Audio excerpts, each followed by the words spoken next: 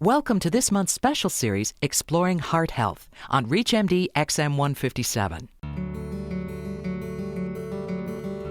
In the 1960s, Dr. Jeremiah Stamler at Northwestern University noted that young women seem to have much less heart disease than young men. Taking the next logical step, he gave estrogen to men at high risk for myocardial infarction. Unfortunately, this did not work out too well, and the trial was stopped. Yet why is there a gender difference as a function of age and heart disease? No one knows. You are listening to ReachMD XM157, the channel for medical professionals. Welcome to the Clinicians Roundtable. I'm your host, Dr. Michael Benson. Our guest today is Dr. Judith Lichtman, who is looking into just this question. She received her doctorate in epidemiology at Yale University School of Public Health, where she is an associate professor. She is also the co-principal investigator of the Virgo study. This stands for Variation in Recovery, Role of Gender on Outcomes of Young Acute Myocardial Infarction Patients. Thank you for joining us today, Judith. It's my pleasure. Thank you for having me. How are outcomes of women different from those of men? The evidence indicates that young women have a higher mortality following their MI as compared with similarly aged men. This evidence comes from several studies. One is from the NERMI registry data, which is the National Registry of MI, which found that particularly in women who are 55 and under, they were twice as likely to die during the hospitalization as compared with similarly aged men.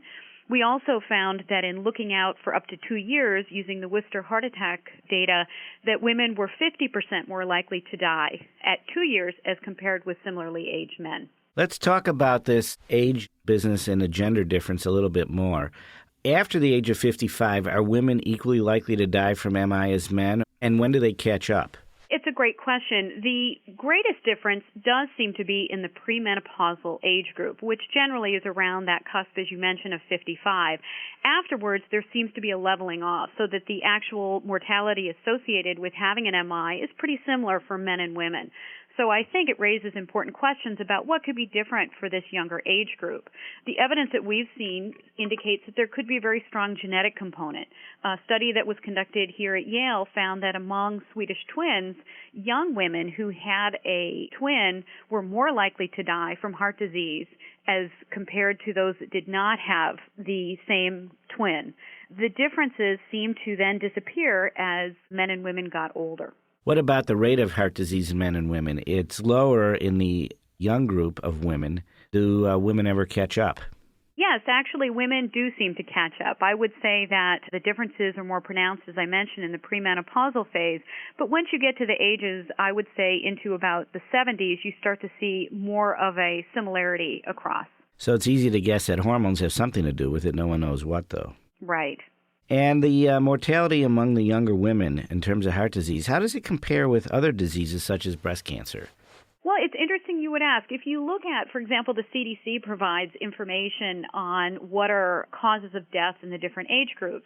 If you actually look in this younger age group, it can be surprising that women are equally likely to die of heart disease as compared with breast cancer in this young age group, although we often don't think of heart disease as being a young woman's disease. So for all the yellow ribbons or pink ribbons that we're tying around trees or whatever for breast cancer, heart disease is an equal killer. Absolutely. We do know that for all women, 1 in 2 women are likely to die of heart disease.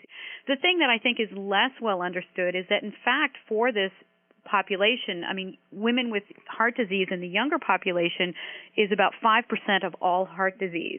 And so while that may not seem like a large number in itself, it actually translates to about 40,000 hospitalizations and 16,000 deaths annually. And as I said, this actually does start to rival the mortality for breast cancer in this young age group. Do young women have different symptoms than young men in terms of heart attack?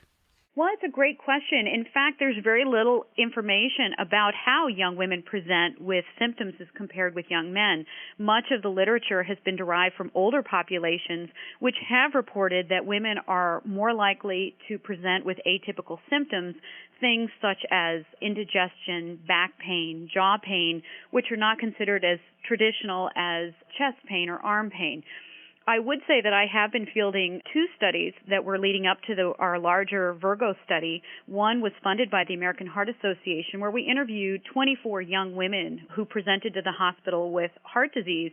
And it was interesting, while 80% of them did have typical symptoms, a large proportion of them did not have typical symptoms.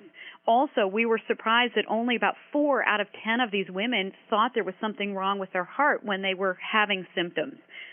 So that was one study that we looked at. We've just fielded another study, which is based on what's called qualitative interviews, which are much more in-depth interviews around several larger themes. And the idea is that you elicit stories from the participants in a less structured format. And it's been very, very interesting. We interviewed 30 young women and 22 young men. And what we found was that many of the women were actually living with symptoms, things that were atypical, for more than a day. And factors that contributed to delays covered a broad range of time commitments, misattribution of their symptoms to some other condition, as well as having contacted their care providers and being suggested that they may have some other condition going on when they presented with atypical symptoms. If you have just joined us, you are listening to the Clinicians Roundtable on ReachMD XM 157, the channel for medical professionals. I'm your host, Dr. Michael Benson, and my guest is Dr. Judith Lichtman, an associate professor in the School of Public Health at Yale University. We have been discussing the different rates of myocardial infarction among young men and women, as well as their differing lethality. So, in listening to you discuss symptom differences between men and women, I think there are two important points. First of all, most of the data we have on myocardial infarction symptoms comes from men.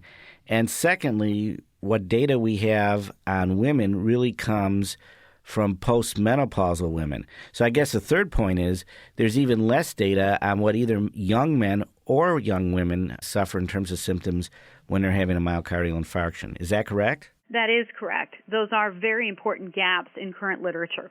So that's a little surprising to me that we actually don't really know much about either group in the younger ages in terms of this really major health problem. I think that certainly for young women, they are relatively rare.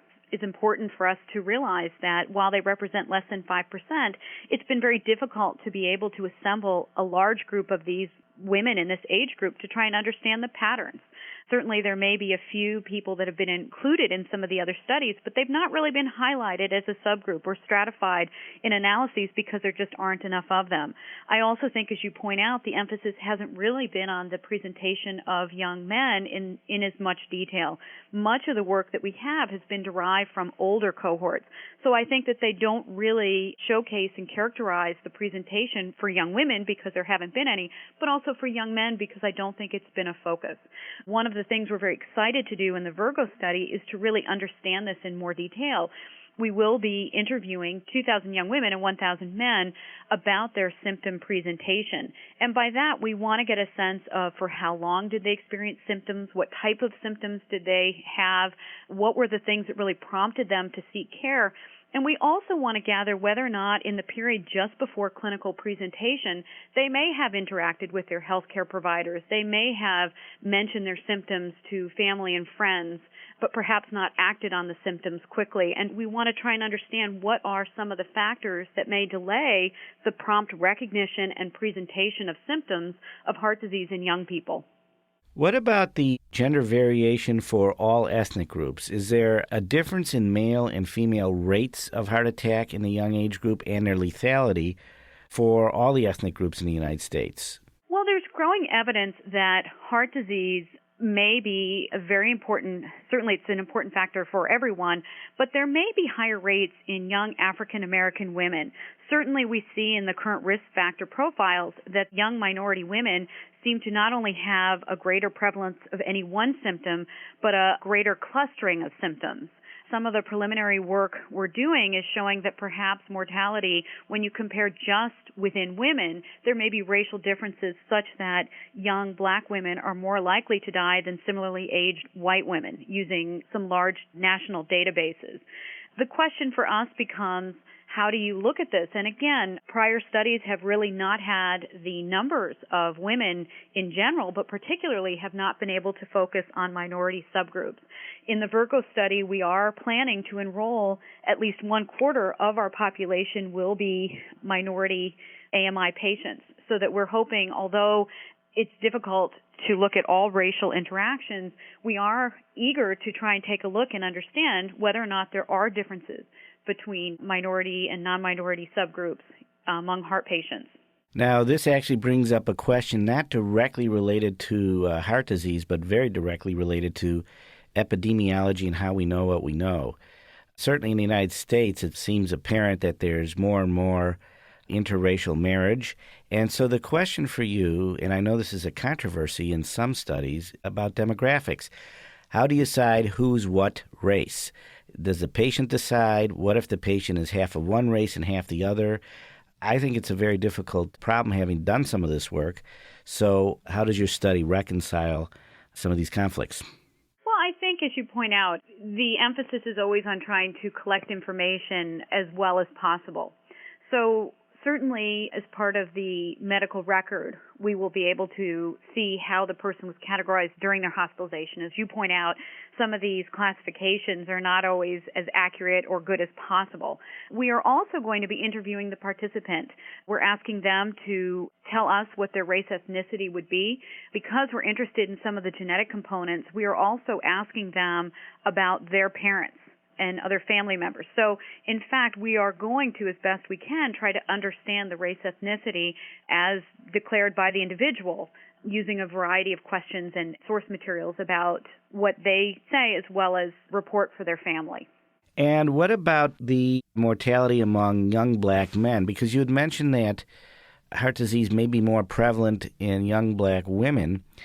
But if it's more prevalent in young black men, then I suppose the gender ratio stays the same. Is that correct? Yes, I would certainly expect that we will see higher rates in young black men as well. As I point out, for this particular study, while we are very interested in looking at some of these race differences and race ethnicity interactions, we are at this point not necessarily powered to be able to look at those in great detail, but we're certainly capturing the information and will be able to give a very important presentation of what are the characteristics of people who present, what are their outcomes. I want to thank Dr. Judith Lichtman, an associate professor in the School of Public Health at Yale University, who's been our guest. We have been discussing the different rates of myocardial infarction among young men and women, as well as their differing lethality. I'm your host, Dr. Michael Benson. You have been listening to the Clinicians Roundtable on ReachMD XM 157, the channel for medical professionals.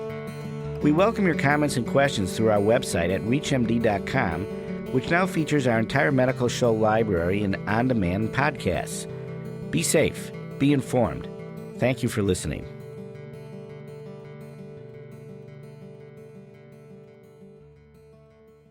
Thank you for listening to this month's special series, Exploring Heart Health, on ReachMD XM 157, the channel for medical professionals.